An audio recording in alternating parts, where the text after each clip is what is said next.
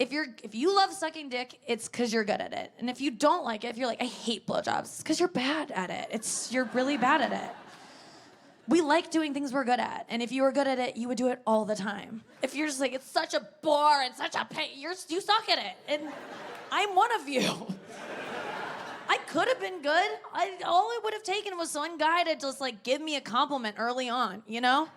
Someone just like show me that I had a little promise or something. Just send me off in the right direction. We just want to be good and it's early intervention is key. Like I feel like true blowjob queens, girls that are like, I love it. It was like one of the first times they gave a blowjob. The guy was like, you're great, and like believed in them. Because that's what it takes. It takes one guy, one coach, one youth minister to lay the foundation for a girl. The first time, oh, you're so nervous, and all you want is the guy to just take your chin and be like, hey, look up. And you go, what? He's like, you've got spunk in your hair. But like the way that you handled my balls was pretty cool, and I think you're onto something. Just anything. A little nudge. And that's why I tell guys, lie to us. Tell us we're good and we'll blow you all the time. Honestly, like, if you hook up with a girl and she blows you and it's not very good, just lie and be like, that was the best blowjob ever. Because she'll just be like, it was?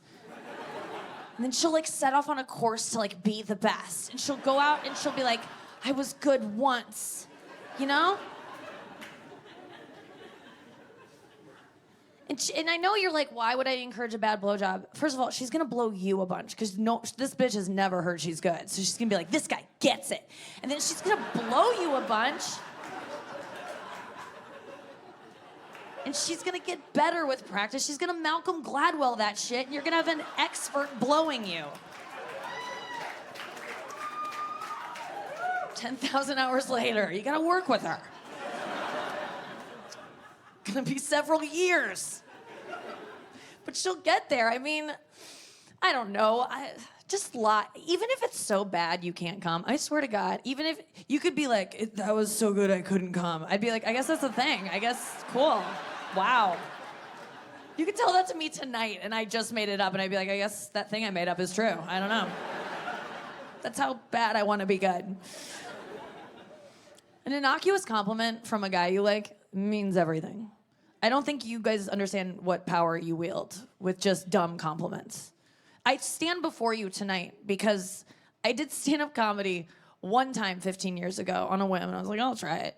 And I was fine. But a hot guy after the show was like, you were great. And I was like, I'll do it forever, thank you. I swear to God. It's just, I just needed someone to believe in me. And then I look at the first time I gave a blowjob and I'm like, what did that guy say? And it was not this, actually it was this, he was like, you should do comedy. I mean, I'm serious. This is so funny, what you think is good. So, I was like, that looks fun to experience, you know. I was diagnosed as an ugly child at, the age of 11 by a caricature artist at a Six Flags, and I didn't know until then. I really did it, you know, and then he turned that canvas around and my dad was like, that's great. Oh my God, it's uncanny. My whole family was like, whoa, Nick, it's you. I'm like, really? Okay. I didn't know I had buck teeth and bushy eyebrows, a founding father haircut. Tiny bicycle. But then I knew. Listen, I kind of had an idea that I wasn't that cute, you know, because I had a really beautiful sister growing up, never went through an awkward phase. She was just so stunning. She literally would stop traffic when I pushed her in front of it and tried to get her out of the way. And I'm the second prettiest sister, and then there isn't another one, but so I've got that. But people would stop my mom as a child and tell my mom that my sister should be a model, like right in front of me, and be like, this child needs to be a model. And they wouldn't see me at first, and then I'd emerge from behind my mom's legs like Nosferatu, like, what should I be?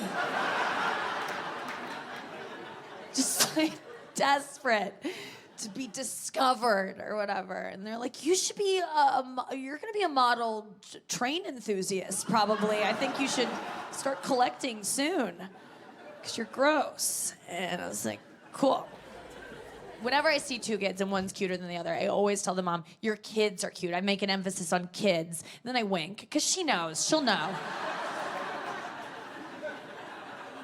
And you can get away with a pretty obvious wink, because usually the ugly one has like a lazy eye situation. So they'll miss it entirely. So you can be... But just don't single out one child as cuter than the other, because we don't need more female comics. I can't take the competition, and that's how you make them. But the problem is, and people are like, oh, then why don't you just go have sex, Nikki? If you want to catch a dick in, go out and get one. And it's like, I would, and I used to when I drank. But if you're sober, you can't just have casual sex. I don't know if anyone here has had casual sex sober, but like, how did you do that? Having casual sex sober, it's really, it's a lot more intimate. It turns into an episode of Dawson's Creek for some reason. A Counting Crows song starts playing. I'm just like, what's happening? It's like, around here. I'm just like, where's that coming from? This has meaning when it shouldn't. Sometimes you don't want sex to mean anything and you just want to like bang it out and live your life, but you can't when you're sober. When I drank, oh, that's all I did. If I wanted to like get dicked out, I'd just like, none of this sounds real good. If I wanted to get... I wanted to say I had had sex, but I didn't want to experience, and that's what would be perfect. Would be like, I would just be like, I feel like getting fucked. And so I would just blackout drink, hone in on a guy, and then like kind of Cosby myself into this situation where I would be penetrated that night by a comedian and not remember any of it. I'd wake up in the morning, I wouldn't even know what I had done. Sometimes I'm like, oh dear, did I do anal or is that bronzer? Like I would try and figure it out. You know those mornings? Where you're like, did I have sex? I don't know. I should know that. I'd figure it out if the sheet was stuck inside me. I'd be like, okay, I probably had sex. That's a classic post-sex old glazed dog move. I always do a tuck, right? Because I don't like to go to bed with a soggy vag. So I just like tuck it up. I don't want to be sloshing around all night. And so I tuck and release, and I don't get yeast infections, girls. Like, it's a good plan. If you don't want to get a yeasty, just tuck and release. But sometimes you're drunk and the tuck feels so good, you just leave it, and then it dries overnight, and you gotta peel it off like a Biore strip in the morning, and it hurts. You leave behind a paper mache stalagmite on his duvet. It's not a nice way to be remembered. Trying to flatten it when he's in the bathroom, just like, go away. Out, damn spot. There are embarrassing moments like that, but like, you know, most of the time having drunk sex, it made it just a lot easier to get it, you know? And sometimes when I'm sober, I go out with a guy and I'm like, God, I'd love to feel that way again. So I'll just like take out one contact lens just to feel a little off, just to be like, maybe I'll make some mistakes. And it takes a lot now for me to want to have sex with a guy, and it's because sober sex, guy, so it like shoots off all these chemicals that are just like, remember him, you know?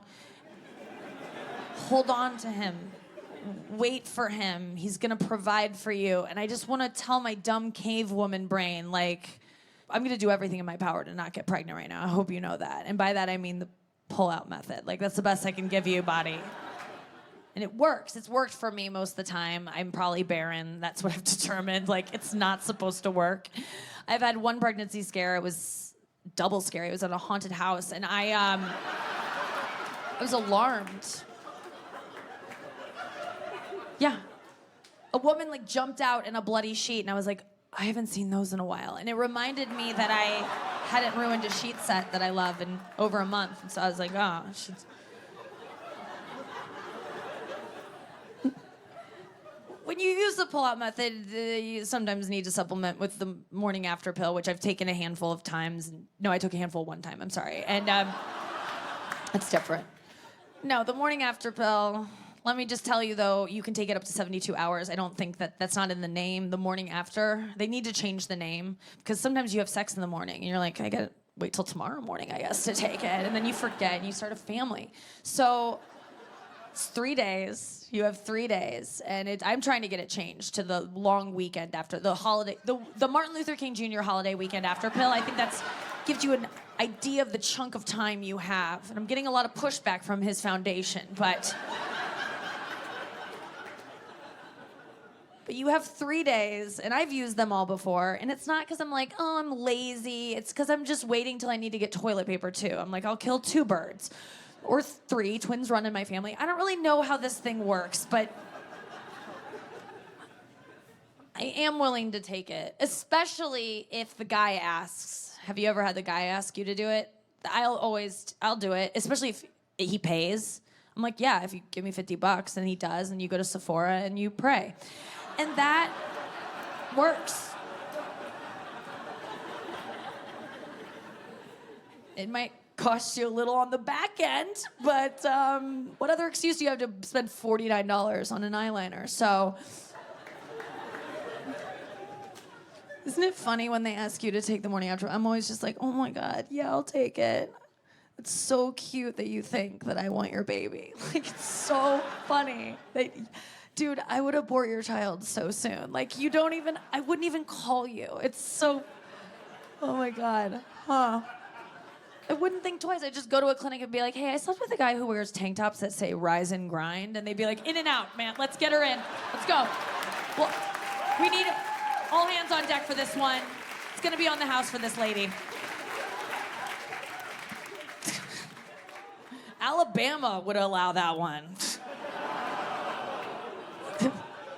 That's the one caveat they have. Only in cases of tank tops with motivational words on them. Oh, he raped you? Never mind, you have to keep it. I know, sorry, isn't the truth weird? So weird. Oh, but this is the problem, is I was sleeping with tank toppy guys a lot of times last year, because I came up with a strategy. I kept sleeping with guys I liked, because I liked them. And then I would fall for them, and I was like, this is kind of a pain in the ass, because they don't text you back, and it's just like, ugh, it's annoying. I'm tired of screenshotting conversations between men who will never love me and myself and sending them to my friends to be like, what's he thinking? And they're like, nothing, it's all blue, Nick, get a hold of yourself. None of these are delivered, we kind of think